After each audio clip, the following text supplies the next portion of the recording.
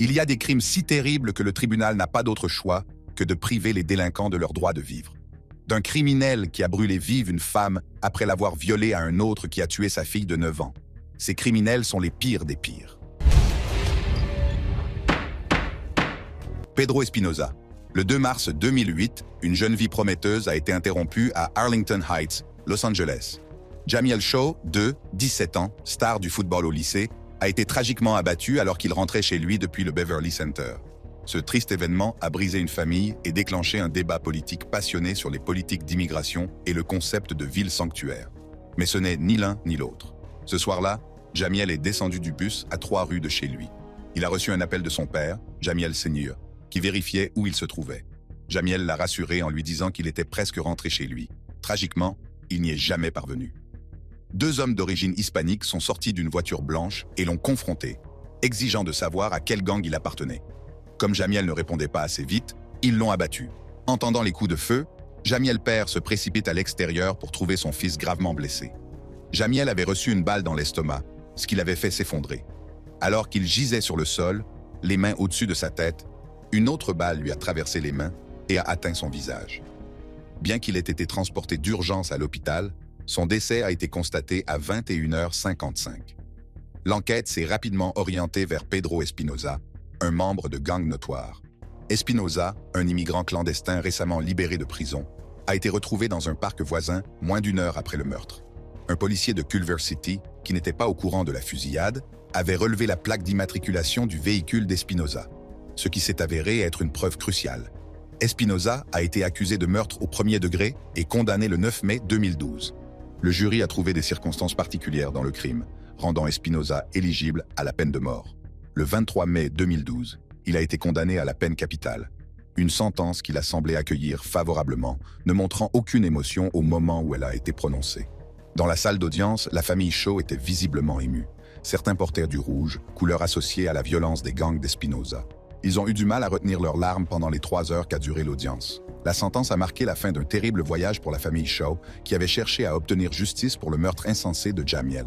En 2009, la famille Chow a intenté un procès pour mort injustifié contre le comté de Los Angeles et le shérif Lee Baca, invoquant la négligence et la violation des droits civils. Toutefois, en 2010, l'action en justice a été rejetée, le juge estimant que les défendeurs ne bénéficiaient pas d'une immunité juridique.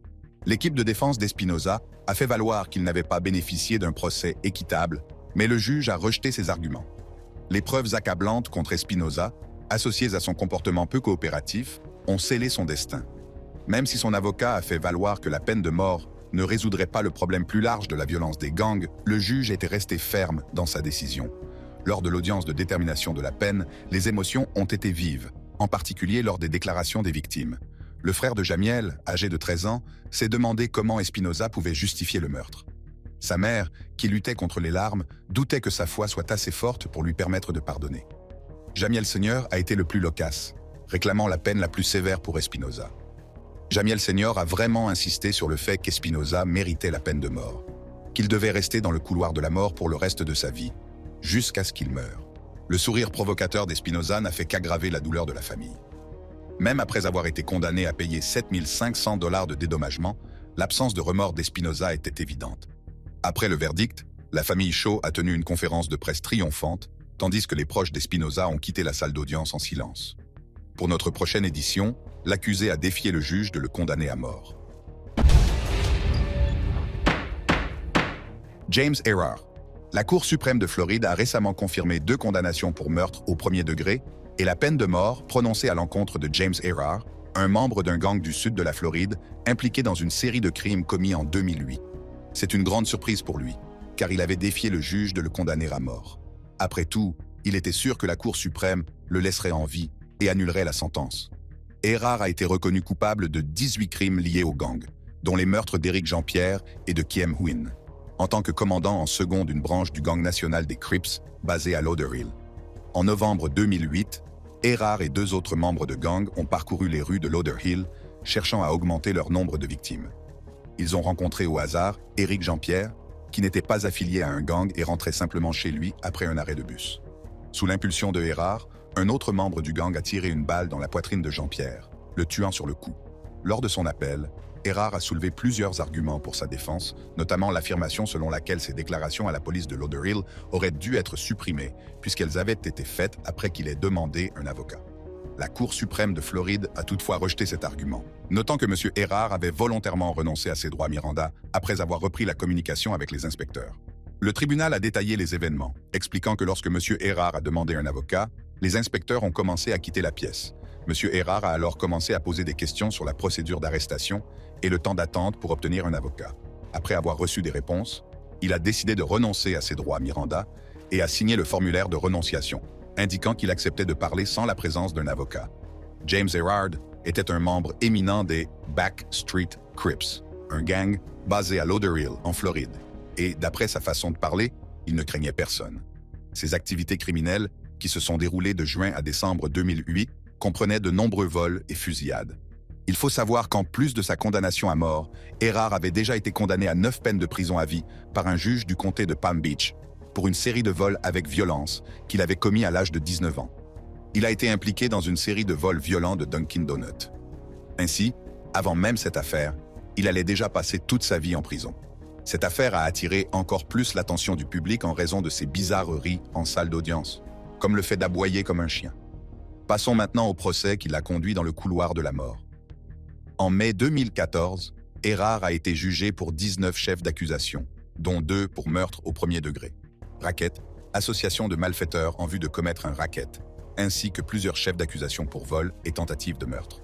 Les déclarations incriminantes faites par Erard lors des interrogatoires de police ont joué un rôle crucial dans le procès, où il a admis avoir orchestré les activités violentes du gang et provoqué le meurtre d'Éric Jean-Pierre. Lors de la phase pénale du procès, le jury a décidé par 8 voix contre 4 que le meurtrier d'Éric Jean-Pierre devait être condamné à la peine de mort. Pour le meurtre de Kiem Nguyen, il a recommandé l'emprisonnement à vie. Le juge s'est rallié à ces recommandations en invoquant plusieurs raisons sérieuses. Les crimes violents commis par Erard dans le passé, la nature préméditée du meurtre et son implication active dans un gang. Bien que la défense ait présenté des arguments en faveur d'une peine plus légère, comme l'enfance difficile de Erard et ses problèmes de santé mentale, le tribunal a estimé que ces raisons ne suffisaient pas à compenser la gravité de ses crimes. Il a finalement été condamné à mort sous les yeux éplorés de sa mère. Le recours de M. Erard devant la Cour suprême de Floride contestait plusieurs aspects de son procès. Il a fait valoir que son droit à un procès équitable avait été violé, que ses déclarations incriminantes n'auraient pas dû être autorisées par le tribunal et que le témoignage d'un expert sur les faux aveux avait été exclu à tort. Il s'est également demandé si les preuves étaient suffisantes pour étayer ses condamnations et si sa peine de mort était constitutionnelle au regard des 6e et 8e amendements. Cependant, comme je l'ai déjà souligné, la Cour suprême de Floride a confirmé les décisions du tribunal de première instance sur tous ces points. Erard allait mourir en prison. Pour notre prochaine affaire, la discrétion des téléspectateurs et des auditeurs est recommandée, car les atrocités commises par ces hommes vous dégoûteront. Abel Gallegos.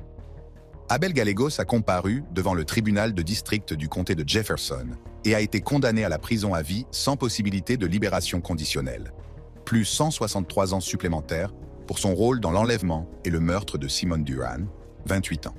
Cette condamnation fait suite à la condamnation de Gallegos et de ses complices, Alonso Quintana et René Francisco Rosales, pour de multiples chefs d'accusation liés à l'assassinat brutal commis en représailles. Les origines de l'affaire remontent au début de l'année 2018, lorsque Duran a identifié Quintana dans une séance d'identification de la police dans le cadre d'une enquête sur une tentative de meurtre dans le comté d'Adams. Cette identification a fait d'elle une cible pour Quintana, Gallegos et Rosales, qui ont cherché à la faire taire définitivement. Le 5 novembre 2018, Duran a été attirée par Gallegos via les médias sociaux. Elle l'a rencontré, ainsi que Rosales et d'autres personnes, dans une maison à Denver. Après le départ de Rosales, Gallegos a emmené Duran dans un parking à West Colfax et Kipling, où ils ont rencontré Quintana. Là, Quintana et Gallegos ont brutalement agressé Duran et l'ont enfermé sur le siège arrière de leur véhicule. Ils l'ont ensuite conduite dans un endroit isolé, à l'angle de la 7e avenue et de la rue Neal, à Golden. Dans cet endroit isolé, Quintana et Gallegos ont tiré 10 fois sur Duran, qui plaidait pour sa vie. Ils ont laissé son corps sur place et sont revenus plus tard avec Rosales pour verser de l'essence sur ses restes et y mettre le feu. Des pompiers, répondant à un appel pour un feu de broussailles, ont découvert son corps vers 1h30 du matin. S'exprimant sur la perte ressentie par les parents de Duran, l'enquête a conduit à l'arrestation de Gallegos, Quintana et Rosales les 8, 9 et 20 novembre 2018, respectivement. Gallegos a d'abord été appréhendé pour une accusation non liée, avant d'être formellement inculpé pour le meurtre de Duran. Le procès, qui s'est achevé le 29 janvier 2020, a reconnu les 3 hommes coupables d'infractions multiples. Le juge Philip McNulty, qui a présidé l'affaire, n'a cessé de parler de l'horreur que lui inspirait la désinvolture et le mépris de la vie humaine dont témoignait ce crime. En fin de compte, Gallegos a été condamné à la réclusion à perpétuité plus 163 ans, notamment en raison de son statut de délinquant récidiviste, avec 6 condamnations antérieures pour crime et de multiples révocations de sa liberté conditionnelle ou de sa mise à l'épreuve. Quintana, également identifié comme un criminel d'habitude, a été condamné à la prison à vie plus 160 ans. Il s'agit de sa 3e condamnation pour crime. Rosales, qui avait déjà été condamné à 7 reprises pour des délits, a été condamné à 150 ans de prison. Les charges retenues contre eux sont nombreuses. Quintana devait répondre de meurtre au 1er degré, d'association de malfaiteurs en vue de commettre un meurtre au 1er degré, d'enlèvement au 2e degré, de crimes violents, de représailles contre un témoin ou une victime, et de violation des conditions de sa mise en liberté sous caution. Gallegos a été reconnu coupable de meurtre au 1er degré, d'association de malfaiteurs en vue de commettre un meurtre au 1er degré, d'enlèvement au 2e degré, de crimes violents, de représailles contre un témoin ou une victime, d'altération d'un corps humain décédé et de bien d'autres choses encore. Rosales a également été reconnu coupable de meurtre au 1er degré, d'altération d'un corps humain décédé, de complicité de crime et d'altération de preuves matérielles. Ces hommes étaient terribles, et leurs actes l'ont montré. Heureusement, ils mourront aussi en prison, tout comme l'homme Titus Lee, dans notre prochain cas, qui sera également condamné à de nombreuses années de prison pour avoir fait des choses innommables à un couple. Titus Lee. Titus Lee, un homme originaire de Caroline du Nord, a été condamné à plus de 100 ans de prison pour une attaque terrifiante contre 2 étudiantes de l'UNC Wilmington en 2016. Lee a été reconnu coupable de plusieurs crimes graves, notamment d'enlèvement, de viol au 1er degré, de vol avec une arme dangereuse et de cambriolage au 1er degré. Dans la nuit du 22 novembre 2016, les victimes étaient assises sous le porche de leur appartement à Wilmington lorsque Lee, qui vivait dans le même complexe, les a attaquées. Armé et masqué, il les a forcés à entrer dans leur appartement. Lee a frappé l'homme au pistolet, lui causant une blessure à la tête qui a nécessité plus d'une douzaine d'agrafes pour être refermée, puis l'a ligoté dans un placard. Il a ensuite violé la victime féminine. Le cauchemar s'est poursuivi lorsque Lee a forcé le couple à se rendre à un distributeur automatique de billets pour retirer de l'argent. Il les a menacés de les tuer s'ils allaient voir la police. Après le départ de Lee, le couple terrifié s'est réfugié chez les parents de la victime à Cherry Grove, en Caroline du Sud. Lee a été arrêté quelques semaines plus tard à Philadelphie par les US Marshals. Au cours du procès, les preuves se sont accumulées contre lui. Des textos échangés entre Lee et sa mère indiquaient qu'elle était au courant de son implication. Ces textos mentionnaient également des téléphones volés qui avaient été pris dans l'appartement de la victime lors du crime. Lee a affirmé avoir trouvé les téléphones dans une benne à ordures et en avoir utilisé un parce qu'il avait besoin d'un téléphone. Cependant, personne n'a cru à cette thèse, car les procureurs ont signalé un comportement suspect de Lee après le crime. Le lendemain de l'agression, Lee s'est rendu avec sa famille à Philadelphie pour Thanksgiving. Pendant son séjour, il a cherché sur Internet des informations sur le viol et l'enlèvement, ainsi que sur les symptômes du VIH, probablement parce qu'il craignait qu'une prostituée liée au crime ne soit atteinte d'une maladie sexuellement transmissible. Lee s'est présenté à la barre pour sa défense, niant toute implication. Il a également mentionné une précédente altercation avec sa petite amie en 2015, au cours de laquelle il avait tiré avec une arme à feu sur une voiture dans laquelle elle se trouvait, mais il a affirmé ne pas s'en souvenir. Lee a expliqué qu'il ne s'était pas rendu parce que sa petite amie était enceinte. Un élément de preuve crucial était une blessure au doigt de Lee. Il a déclaré qu'il s'était coupé en coupant des concombres et qu'il avait eu besoin de points de suture avant le crime. Les victimes se souvenaient que leur agresseur avait un doigt bandé et les images du distributeur automatique de billets montraient un homme avec une telle blessure. Le jury n'a pas cru à l'histoire de Lee. Après délibération, il l'a déclaré coupable de tous les chefs d'accusation. Lee a été condamné à plus de 100 ans de prison, mettant ainsi fin à son règne de terreur et s'assurant qu'il ne causerait plus jamais autant de douleur. Enfin, notre prochain cas est celui d'un chef de gang dont le propre fils de 11 ans a courageusement témoigné « Tu m'as poignardé ». Ronnie O'Neill III, un Floridien de 35 ans, a commis des actes inqualifiables dans la nuit du 18 mars 2018. Il a notamment assassiné son ex-petite amie, Kenyatta Barron, et leur fille de 9 ans, Ronnie Veya. Il a également tenté de tuer son fils, Ronnie O'Neal IV. Ces événements brutaux sont connus sous le nom de meurtre de Riverview. La nuit a commencé par un appel frénétique au 911 de Kenyatta Barron à 23h43. En arrière-plan de l'appel, on entend une voix masculine, identifiée plus tard comme celle d'O'Neal, qui crie « Allahu Akbar » et tient d'autres propos incohérents. La terreur de l'interlocutrice était palpable, alors qu'elle s'excusait à plusieurs reprises en disant « Je suis vraiment désolé, Ronnie ». Peu après, O'Neal lui-même a appelé le 911, affirmant que des démons blancs l'avaient attaqué et accusant Kenyatta d'avoir essayé de le tuer. Il a également déclaré qu'il venait de la tuer. Lorsque la police est arrivée sur les lieux, elle a trouvé Barron inconscient dans la cour. À l'intérieur de la maison, la scène était encore plus horrible. Ronnie Veya, atteinte d'infirmité motrice cérébrale et d'autisme, avait été battue à mort à l'aide d'une hachette. Ronnie IV, 7 ans, a été retrouvé grièvement blessé, avec des coups de couteau et des brûlures dues à un incendie allumé par son père. Malgré ses graves blessures, Ronnie IV a réussi à dire à un inspecteur « Mon père a tiré sur ma mère », avant d'être transporté d'urgence à l'hôpital. Le comportement de Ronnie O'Neal au cours du procès a été erratique et inquiétant.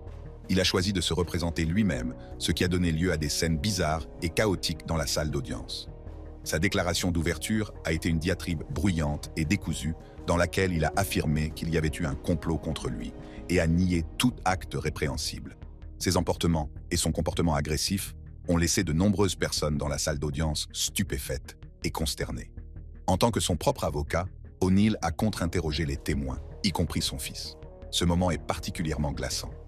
Ronnie IV a courageusement raconté les événements de cette terrible nuit. O'Neal lui a demandé « Est-ce que je t'ai fait du mal le soir de l'incident ?» Le garçon a répondu « Oui », et quand on lui a demandé comment, il a dit « Tu m'as poignardé ».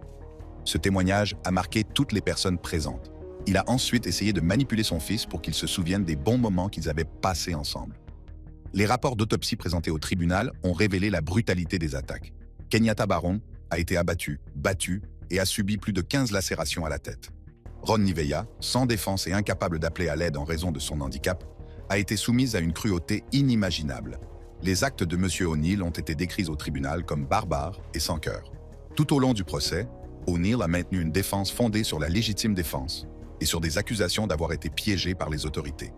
Il a interrompu la procédure à plusieurs reprises, a crié sur le juge et a lancé des accusations farfelues. Son comportement était si erratique qu'il a parfois semblé qu'il tentait de saboter sa propre défense. Cependant, les preuves accablantes, y compris le témoignage poignant de son fils, ont conduit à un verdict clair et inévitable. Le 21 juin 2021, Ronnie O'Neal a été reconnu coupable de 2 chefs d'accusation de meurtre au premier degré, d'un chef d'accusation de tentative de meurtre au premier degré, de 2 chefs d'accusation de maltraitance aggravée d'enfants, d'un chef d'accusation d'incendie criminel et d'un chef d'accusation de résistance à un agent des forces de l'ordre. Ensuite, il a été condamné. La phase de condamnation du procès a été tout aussi intense. La juge Michelle Cisco a condamné les actes de M. O'Neal, estimant qu'il s'agissait du pire cas qu'elle ait jamais vu en 19 ans de carrière judiciaire. Elle a qualifié de « cruauté abjecte » le traitement infligé par M. O'Neal à sa fille et a déploré la perte insensée de vies humaines. Le procureur Andrew Warren a décrit les meurtres comme étant parmi les plus vicieux dont la communauté ait jamais été témoin. O'Neal a été condamné à 3 peines de prison à vie sans possibilité de libération conditionnelle, plus 90 ans supplémentaires, ce qui lui assure de passer le reste de sa vie en prison. Après le procès, une lueur d'espoir et de résilience est apparue. L'inspecteur Mike Blair, qui s'était occupé de Ronnie IV la nuit des meurtres, l'a adopté. Ronnie IV, désormais connu sous le nom de Ronnie Blair, a rejoint une famille aimante et a trouvé un nouveau sentiment d'appartenance. Pour visionner d'autres vidéos passionnantes, cliquez sur les cartes à l'écran. Ces 4 dangereux chefs de gang qui imposent le respect à leurs différentes cliques se retrouvent face aux mains de la justice. Regardez comment leurs défis s'effondrent et découvrez leurs réactions brutales lorsqu'ils sont condamnés à la prison à vie. Bienvenue au palais de justice du district de Jefferson, où Abel Gallegos, un chef de gang notoire, et 2 autres hommes, Alonso Quintana et René Francisco Rosales, se retrouvent au centre d'un meurtre horrible. Les 3 hommes ont attiré, kidnappé et abattu Simone Duran, 28 ans, de 10 balles avant de mettre le feu à son corps. La mise en accusation du chef de gang lui-même est sur le point d'avoir lieu, et les charges qui pèsent sur lui ressemblent à une liste de courses par un show lundi après-midi.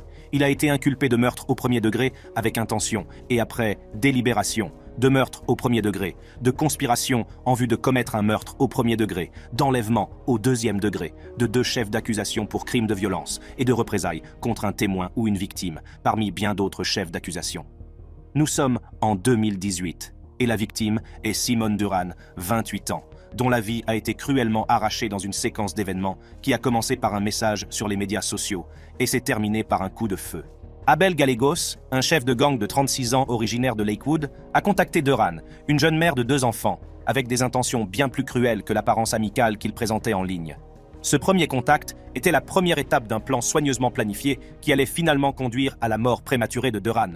Simone Duran, connue pour son esprit joyeux et l'amour qu'elle portait à ses enfants, vivait une vie qui était sur le point d'être brisée par une rencontre passée dont elle n'aurait jamais pu imaginer qu'elle la mènerait à sa perte. Plus tôt, en 2018, Duran s'est retrouvé dans une salle d'identification de la police, ses yeux balayant les visages des suspects potentiels dans une affaire de tentative de meurtre. Son doigt, hésitant mais ferme, a pointé Alonso Quintana, un jeune homme de 28 ans originaire de Denver, l'identifiant comme le tueur. Cet acte de courage lui vaudra plus tard une cible dans le dos, car Quintana, un homme au passé criminel, n'est pas du genre à prendre de telles accusations à la légère. La roue de la vengeance s'est mise à tourner. Quintana et son associé Gallegos ont élaboré un plan pour réduire Duran au silence, craignant que son témoignage n'entraîne leur chute. Le piège a été tendu et la scène s'est déroulée à Denver, dans le Colorado, où Duran a été attirée dans une maison sous la forme d'une réunion sociale. C'est là qu'elle a rencontré Gallegos et René Francisco Rosales, un autre membre du gang, âgé de 36 ans et originaire de Lakewood. L'atmosphère était décontractée, la conversation légère, mais la tension sous-jacente était palpable, du moins pour ceux qui étaient au courant de l'intrigue. Au fil de la soirée, Duran a quitté la maison avec Gallegos et Rosales. Rosales, cependant, allait bientôt se séparer, laissant Duran en compagnie de Gallegos seul. Ils se sont rendus sur un parking à l'angle de West Colfax et de Kipling, un endroit prévu pour que Quintana les rejoigne. C'est là, à la faible lueur des lampadaires, que la véritable nature de leurs intentions a commencé à apparaître. Quintana est arrivé et, sans hésiter, lui et Gallegos ont lancé un assaut vicieux contre Duran. Elle a été emprisonnée de force à l'arrière d'une voiture et ses cris ont été étouffés par ses ravisseurs. La voiture s'est ensuite dirigée vers un endroit isolé situé à l'angle de la 7e avenue Ouest et de la rue Neil à Golden, un lieu choisi pour son obscurité et son isolement. Un endroit où l'acte odieux pouvait être exécuté sans témoin. À leur arrivée, le cauchemar s'est aggravé. Gallegos et Quintana lui ont tiré dessus à 10 reprises, chaque coup de feu étant une ponctuation tragique dans le dernier chapitre de la vie de Duran. Les meurtriers ont ensuite pris la fuite, laissant le corps de Duran dans la zone déserte. Une vie éteinte par les mains de ceux qui cherchaient à échapper aux conséquences de leurs actes passés. La cruauté du crime a encore été démontrée lorsque Gallegos et Rosales sont revenus sur les lieux, cette fois-ci armés d'essence. Ils ont arrosé le corps de Duran et y ont mis le feu dans le but de détruire les preuves et peut-être, dans leur esprit tordu, d'effacer l'existence de la femme qui avait osé s'opposer à eux. L'incendie qu'ils ont allumé sera bientôt signalé comme un feu de broussailles, ce qui conduira les pompiers à une découverte qui ébranlera la communauté jusqu'au plus profond d'elle-même. L'enquête a été approfondie, les représentants des forces de l'ordre passant au peigne fin, les interactions sur les réseaux sociaux, les images de surveillance et les témoignages. Ils ont découvert le contact initial entre Duran et Gallegos, qui a déclenché les événements tragiques.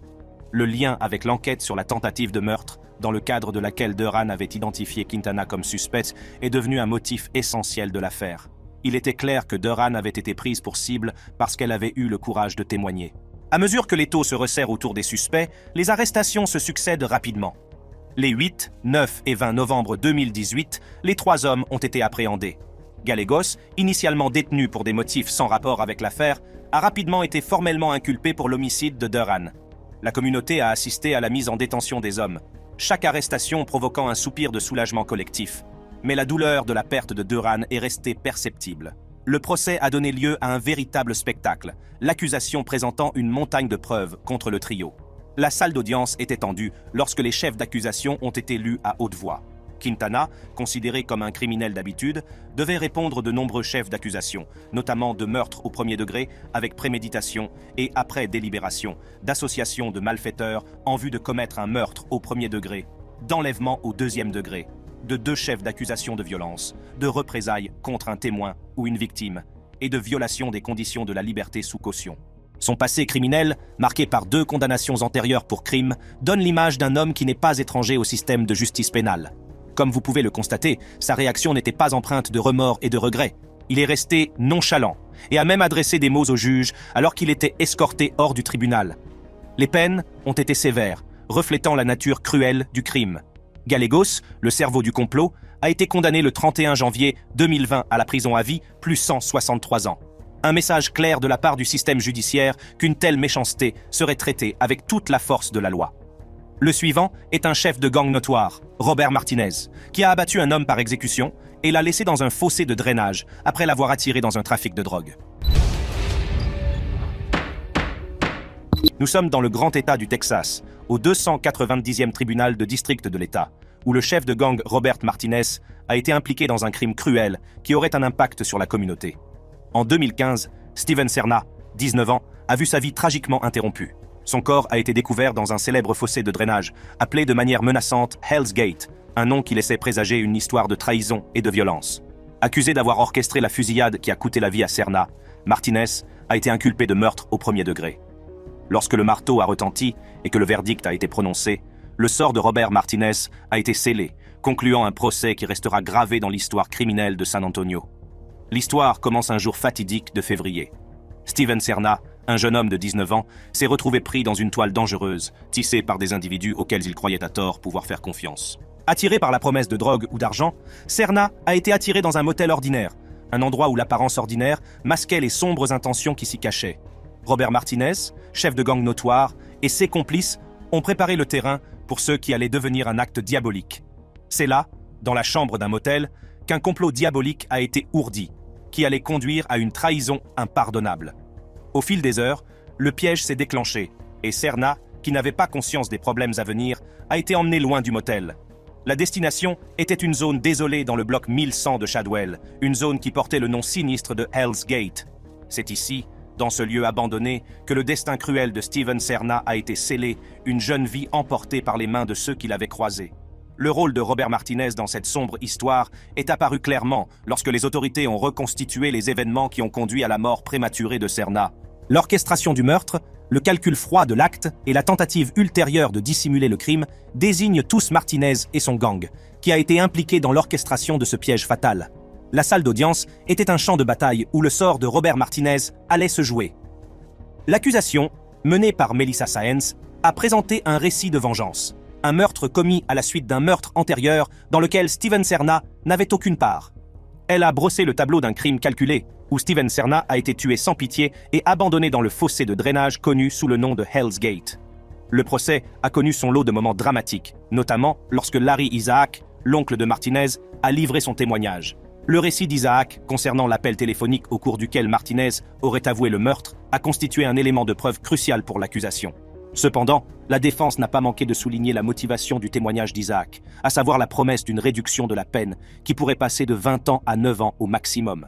La défense, quant à elle, a brossé un tableau tout à fait différent.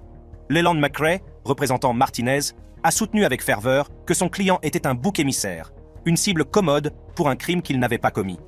McRae a souligné l'absence de témoins ainsi que celle de son oncle Larry Isaac, qui n'a pas pu placer Martinez sur la scène du crime, suggérant que le véritable coupable restait en liberté. La salle d'audience a été envahie par l'émotion à l'énoncé du verdict. La gravité de la décision était palpable, et l'on comprenait que Martinez risquait désormais une peine qui pourrait le maintenir derrière les barreaux pour le reste de sa vie. Ce fut un moment sombre, marquant la fin d'un procès qui avait attiré l'attention de la communauté de San Antonio, et au-delà.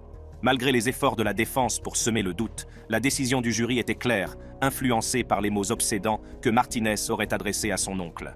Le marteau est tombé, la sentence a été fixée, et Martinez a été condamné à la prison à vie. Une fin sombre pour une affaire qui a commencé avec un jeune homme attiré vers la mort sous le couvert de la drogue ou de l'argent.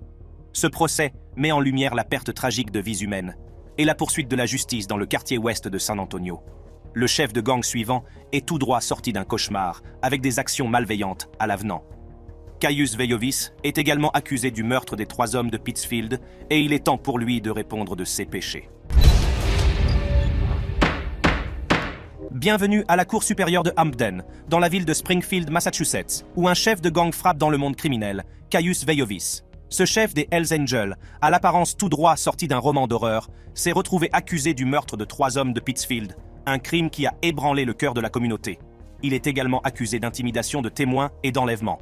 Lorsque le marteau est tombé, toute la salle d'audience était impatiente d'entendre le verdict. Au milieu de la tension palpable qui régnait dans la salle d'audience, il s'est tenu debout, défiant, clamant son innocence face aux horribles accusations de triple meurtre. Voici l'histoire d'un homme qui, avec des implants en forme de corne et 666 gravés sur son front, est devenu le visage d'un procès aussi sensationnel que troublant. Né Roy Gutfinski Jr., il a légalement changé son nom en Caius Veiovis en 2008, s'inspirant de l'histoire romaine antique et de la tradition vampirique. Le passé de Veiovis est trouble, avec notamment une condamnation pour agression qui a contribué à son infamie. Cependant, ce sont les événements de la fin août 2011 qui l'ont propulsé au sommet de la célébrité criminelle. David Glasser, Edward Frampton et Robert Chadwell, 3 hommes avec leur propre histoire et leurs proches, ont disparu du domicile de Frampton à Pittsfield. La disparition de ces hommes a déclenché des recherches qui ont abouti à une sombre découverte. 10 jours plus tard, leurs restes démembrés sont retrouvés enterrés à Beckett, une révélation qui provoque une onde de choc au sein de la communauté. L'accusation a dressé le tableau d'une conspiration de sang-froid visant à faire taire Glasser, qui devait témoigner contre Adam Lee Hall, un autre membre des Hells Angels. Veiovis, ainsi que Hall et un autre complice, David Chalus, sont accusés d'avoir enlevé et brutalement assassiné les 3 hommes pour empêcher le témoignage de Glasser. Les détails de la scène de crime témoignent d'une violence inouïe, les victimes ayant été soumises à des tortures et à des mutilations qui défient l'entendement. Lorsque l'affaire a été portée devant la Cour supérieure de Hamden, la frénésie médiatique s'est intensifiée. L'image frappante de Veiovis, capturée dans une photo d'identité qui est devenue virale, est devenue le point de mire du public et de la presse. Le procès a été un véritable spectacle, chaque révélation étant plus choquante que la précédente. L'accusation a soutenu que Veiovis n'était pas simplement complice des meurtres, mais qu'il y avait participé activement. Elle a présenté des preuves de son implication, notamment sa proximité avec les autres accusés et la chronologie des événements qui ont conduit à la disparition des victimes. Mais tout d'abord, voici la chronologie des événements selon Veiovis. La défense a toutefois contesté ce récit. L'avocat de Veiovis, James J. Reardon Jr., a fait valoir que les preuves étaient circonstancielles et insuffisantes pour obtenir une condamnation. Il a présenté son client comme un marginal, un homme dont l'apparence non conventionnelle en faisait une cible facile pour les accusations. M. Reardon a insisté sur le fait que M. Veiovis avait refusé de parler à la police ou d'accepter un accord, clamant son innocence tout au long de l'épreuve. Le procès a été un marathon de témoignages, de preuves médico-légales et de plaidoiries passionnées des 2 parties. Les jurés ont dû démêler les accusations et trouver la vérité dans une situation complexe. Après avoir délibéré pendant environ 37 heures sur 6 jours, ils sont parvenus à un verdict qui a scellé le sort de Caius Veiovis. La salle d'audience était chargée d'émotion à la lecture du verdict. Caius Veiovis, reconnu coupable de 3 meurtres, de 3 enlèvements et de 3 intimidations de témoins, a été condamné à passer le reste de sa vie derrière les barreaux. Pourtant, même à l'heure du jugement, il a refusé de céder, clamant son innocence avec ferveur et s'engageant à faire appel de la décision. Lors de la condamnation de Veiovis à 3 peines consécutives de prison à vie sans possibilité de libération conditionnelle, la gravité de la situation était palpable. Le juge C. Jeffrey Kinder a qualifié les actes des accusés de dépravés, reconnaissant la perte subie par les familles des victimes. Il a été condamné à 3 peines consécutives de prison à perpétuité sans possibilité de libération conditionnelle. Il s'agissait d'une déclaration selon laquelle les vies fauchées n'étaient pas oubliées, chacune étant reconnue avec sa propre mesure de justice. Veiovis, l'homme aux implants en forme de corne et au tatouage 666, est resté ferme face à son destin. C'est ainsi qu'il a réagi à l'énoncé du verdict. Il a lu une déclaration préparée à l'avance, d'une voix inébranlable, que ce soit clair, je n'y suis pour rien. Il a dénoncé le verdict du jury, dénonçant une illusion de leur part et affirmant que la vraie vérité n'avait pas encore fait surface. « Vous condamnez un innocent, et je vais faire appel », a-t-il déclaré, ces mots résonnant dans la salle d'audience. Les conséquences du procès se sont répercutées sur la communauté, laissant une marque indélébile sur la ville de Pittsfield. Les familles de David Glasser, Edward Frampton et Robert Chadwell ont dû faire face au vide laissé par leurs proches. Les déclarations d'impact lues au tribunal ont mis à nu la profondeur de leur tristesse. Ashley Hall, la fille de Chadwell, a parlé du tourment qu'elle a éprouvé en imaginant les derniers instants de son père, décrivant Veiovis comme un être sans cœur et malfaisant. Carol Chadwell Smith, la sœur de Robert, a exprimé son dégoût et son épuisement, sa vie ayant été bouleversée à jamais par l'horreur qui a frappé son frère. La communauté, elle aussi, a dû concilier l'image de Veiovis, l'homme accusé d'avoir commis de tels actes diaboliques, avec la réalité de la violence qui avait envahi leur vie. L'image de Veiovis véhiculée par les médias, alimentée par sa déclaration au jury « Je vous verrai tous en enfer », n'a fait qu'amplifier la sensation et l'horreur entourant l'affaire. Son image, qui n'était qu'une photo d'identité judiciaire, symbolise désormais les ténèbres qui se sont abattues sur la ville. Le cas suivant est celui d'un chef de gang de 29 ans, Ronnie O'Neill, qui a tué sa famille de sang-froid et qui a quand même eu l'audace de se représenter lui-même dans la salle d'audience et de débiter des théories de la conspiration.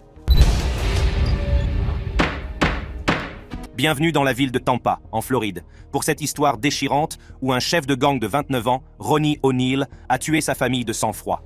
Il a été inculpé de 2 chefs d'accusation pour meurtre au premier degré, d'un chef d'accusation pour tentative de meurtre au premier degré, de 2 chefs d'accusation pour maltraitance aggravée d'enfants, d'un chef d'accusation pour incendie criminel et d'un chef d'accusation pour avoir résisté à un agent des forces de l'ordre.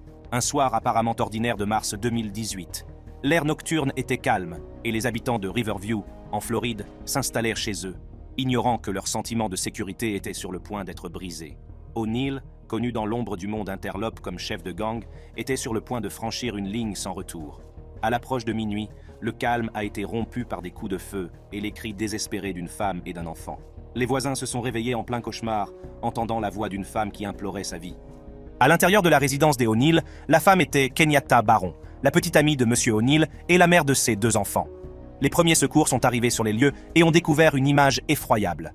Kenyatta Barron gisait sans vie à l'extérieur de la maison, ses derniers instants passés à tenter vainement d'échapper à la brutalité de son meurtrier. À l'intérieur de la maison, le corps de la fille d'O'Neill, âgée de 9 ans, a été découvert, ajoutant une couche de déchirement à la scène déjà sombre. La fillette a été soumise à une cruauté qui défie l'entendement. Sa vie a été étouffée avant même d'avoir véritablement commencé. L'enquête qui a suivi a été rapide et minutieuse. Les détectives ont parcouru la scène de crime, recueillant des preuves qui ont permis de dresser un tableau de l'horreur domestique. L'analyse des éclaboussures de sang, les preuves balistiques et les appels poignants au 911 passés par Kenyatta elle-même dans ces derniers instants ont fourni un récit aussi clair que troublant. La voix sur l'enregistrement était remplie de terreur, un contraste frappant avec les réponses calmes et calculées d'O'Neill, qui avait également appelé les services d'urgence, inventant une histoire d'autodéfense. O'Neill a été placé en garde à vue, ses vêtements tachés du sang de ses victimes. L'interrogatoire qui s'ensuivit fut un cours magistral d'évasion. O'Neill tissant une toile de mensonges, clamant son innocence face à des preuves accablantes du contraire. Le dossier contre O'Neill a été construit sur la base de preuves médico-légales et de témoignages.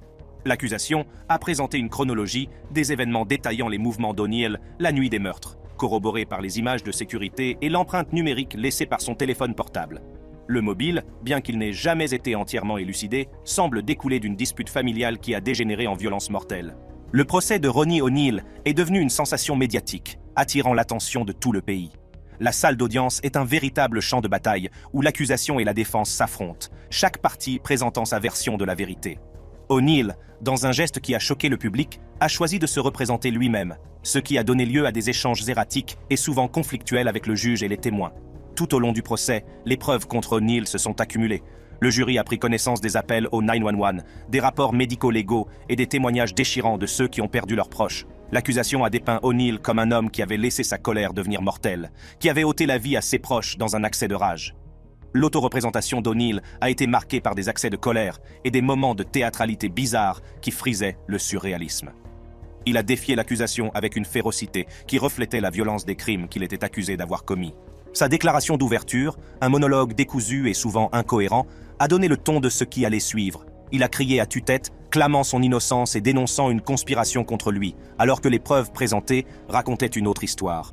L'accusation a soigneusement exposé son dossier, présentant une montagne de preuves qui semblait insurmontable.